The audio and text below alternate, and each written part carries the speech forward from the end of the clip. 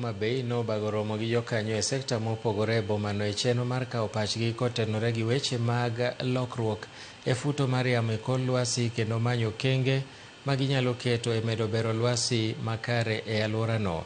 E chenro ma kamano manonywando jogo manie sekta mar ohala, riwruoge ma ok mag piny owacho mochung'ne rito alwora, ruodhi kod jolupgi ne gigeto mar neno ni bomano obedo maler kendo tieko midhiero.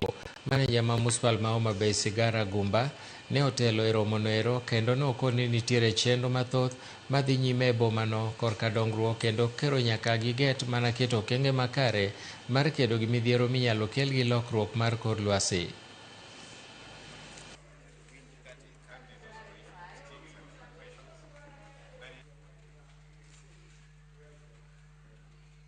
Wabiro ka mondo wang'i weche mag alwora e ong'ala mar Homa Bay ka gi kaka wanyalo konyo wechegi in terms of early warning signs. Kwatiyo gi indigenous knowledge nyaka bende gi artificial knowledge moving forward. To bende wawuoyo go oganda moa e kidienje mopogore opogore.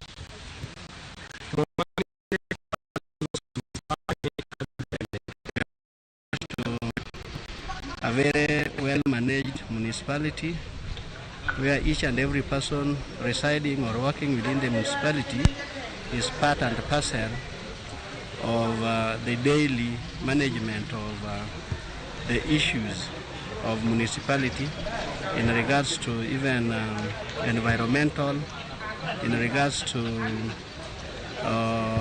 rainwater harvesting.